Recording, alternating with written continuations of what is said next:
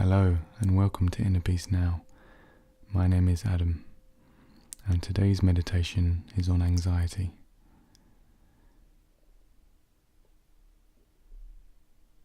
Let yourself sit or lie comfortably and give yourself permission to not need to do anything at all.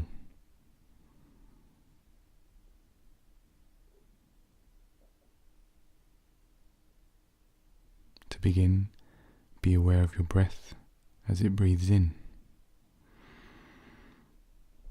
and relax as the breath goes out. Breathe in and let go and breathe out. Notice that as you continue to breathe, the breathing happens by itself. You don't have to decide to breathe.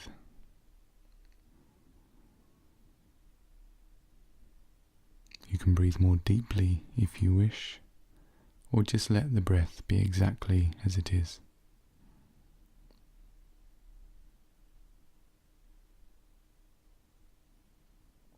As you notice that your breath happens by itself, you can also notice that when anxiety arises, it arises by itself. You don't decide to feel anxious. You don't decide to feel fear. You don't decide to worry. It just happens. The energy arises by itself, and it has a personal energy within it that says, I am anxious, or I am fearful, or I am worrying. And our identity becomes mixed with the energy that we call anxiety, and we think it is our doing, our responsibility, and therefore our responsibility to fix. Treat anxiety as if it is its own energy, its own life form that is looking for space. It's looking for permission to be exactly who it is, exactly what it is. It wants to be itself without being constricted or fought against or resisted. The anxiety feels uncomfortable, painful even. It feels limiting. It makes us feel small, exhausted, and very separate from the rest of life. It feels twice as bad when we resist our own anxiety, and the resistance that arises to anxiety, the hatred of it, or the fight against it, or the constriction in response to it, is also part of the anxiety. It's how it can continue to feed itself. A loop of resistance that feeds the resistance of anxiety. Give yourself permission to feel exactly as you feel right now. Let yourself have a relaxation from judgment. Realize that everything you think about anxiety is what you've been told by other people. It's all based on our language.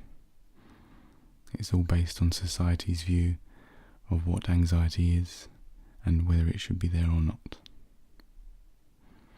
Rather than assuming it shouldn't be there, rather than wishing it were different, see how it feels as an experiment to welcome the feeling of anxiety, to actually be open to feeling it without trying to stop it from becoming more intense.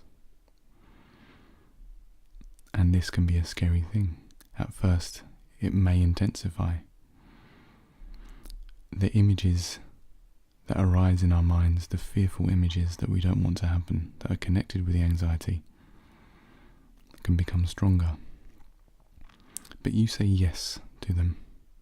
You see again as an experiment how strong the feeling could possibly be if you let it. It feels threatening at first. Anxiety always threatens to get worse or to lead you to a dangerous place. See what happens in the safety of your own room. If you are to let yourself feel as anxious as you like, as anxious as the anxiety can be, remove your restrictions from it, relax your need to control it, and let it be felt and be present fully in your body. Let it threaten, let it show you all the things to worry about, or all the things that could go wrong, or all the things that you should avoid, or all the things that are going to be bad, or all the things that you should be fearful of. And see what happens to you if you actually say yes to the anxiety. What does it do to you? Does it destroy you? Does it make you smaller?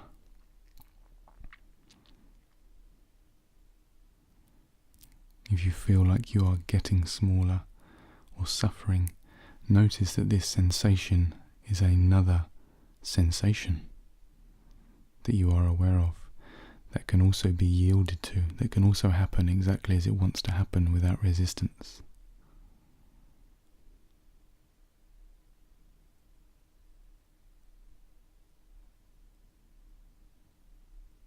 Notice that there is a space around anxiety, which is more obvious when we say yes to anxiety. When we see that on some level the anxiety is trying to protect us from something that is perceived to be dangerous. It may be confused about what is truly dangerous and what isn't, but it's trying to keep us safe. It's trying to keep our identity safe, or our position safe. So you can have a compassion for it. You can allow it to try to do its job to keep you safe. You can begin to change the relationship naturally from one that was very resistive of anxiety to one that begins to see its noble intentions. You can then accept anxiety more and more without trying to accept it, because you see that it's trying to do you a favour.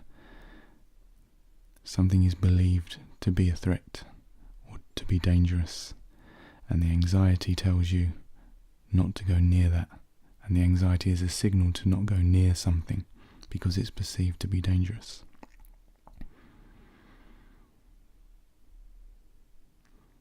See what comes up with the anxiety, what is actually being perceived to be dangerous. It might be a social situation, it might be an upcoming event, it might even be a memory from the past that triggers anxiety.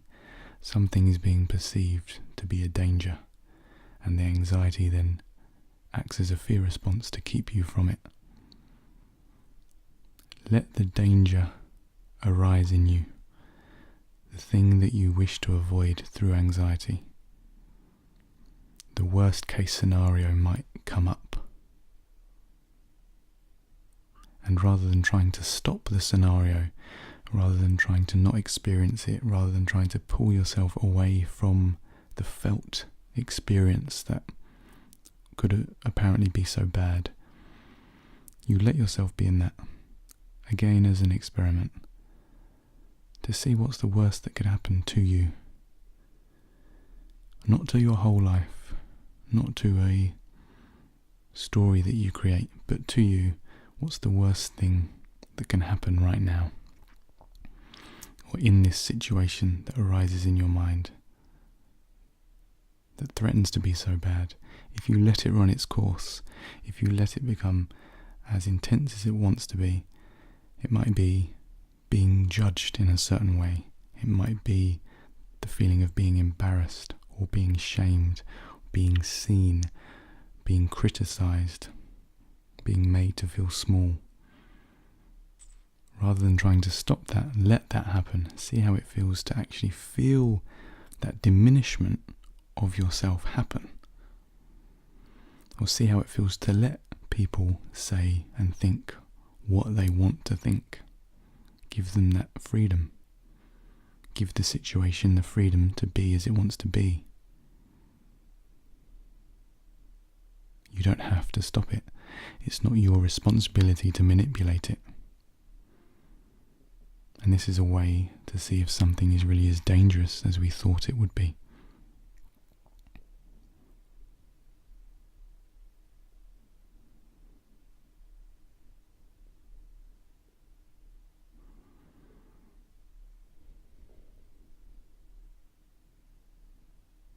It's like you're calling the bluff of your own fears or your own anxiety. You're investigating whether a certain situation or event is really as dangerous as you thought it was.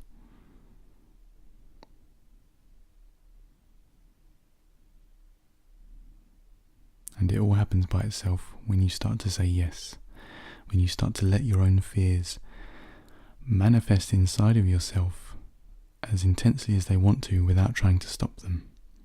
And the more you do that, the more you notice that as a fear plays out within you, it doesn't change who you are. A situation that we thought would ultimately lead to our diminishment, our psychological diminishment, is seen to actually not diminish us at all. It might diminish an ego aspect of ourselves. It might diminish a personal energy that resides on our surface. But if that is allowed to be diminished, it can reveal a great space beneath, an awareness that is untouched. Who you truly are. Beneath the waves of anxiety and fears, there is your true self, which is not a personal entity that is a victim of life or its own experiences. There is something that doesn't change and makes itself apparent and obvious when we're no longer fighting against ourselves or our own experience. And we give ourselves permission to feel how we feel without even needing to form ideas about it. This can be a process. Anxiety may return, and it can trick you into thinking that something is wrong again, but really it's just like an energy that has a momentum that it's built up over time. And so it might return and again ask for acceptance so that it can be released.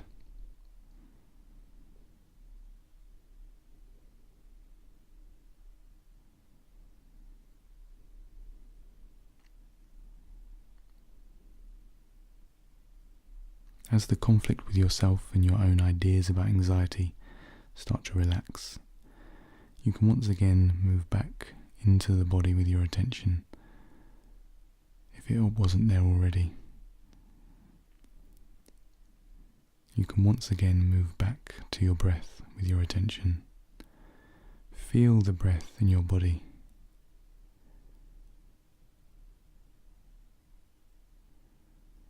Feel as if you're breathing through your entire body, through your skin, not just through your mouth or nose, but that the breath is soaked in through everywhere, so that it fills your entire body and you can feel it filling your entire body. So your attention merges again with your inner body, the energy field of your body.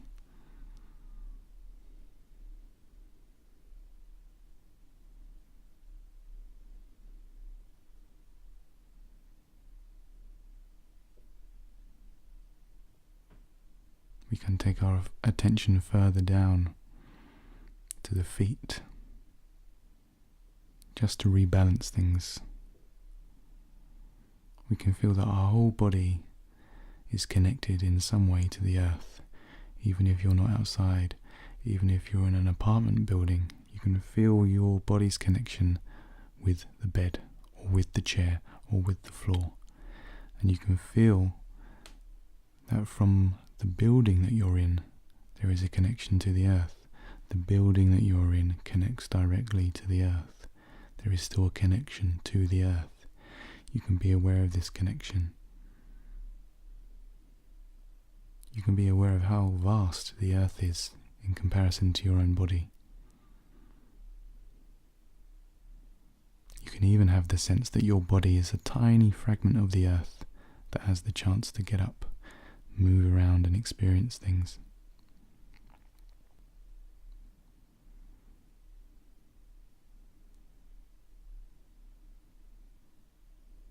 Be aware of the vastness of the earth as we come to the end of this meditation. You can even feel as if you're breathing from the earth itself, that there is an intimate connection between you and the earth, that the earth always supports you and is always there, alive and connected to you.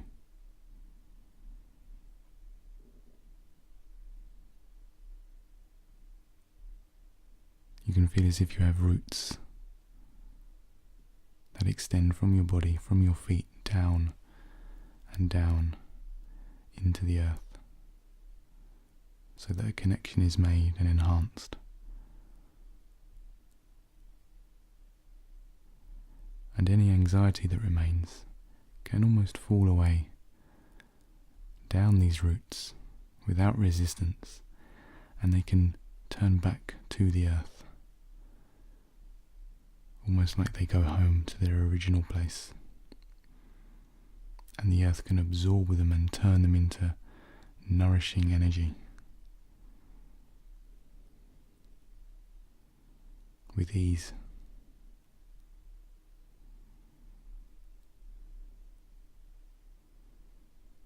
And let that connection with the earth become as solid and as real as it wants to, with any resistance in you still being yielded to, allowed, and with permission to melt away.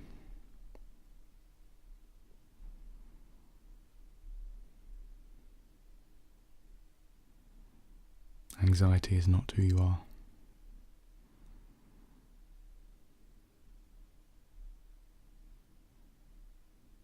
It is an energy that is seeking acceptance.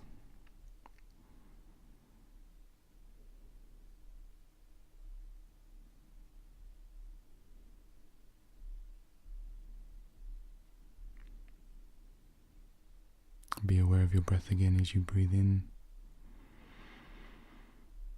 and breathe out. Breathe in and breathe out.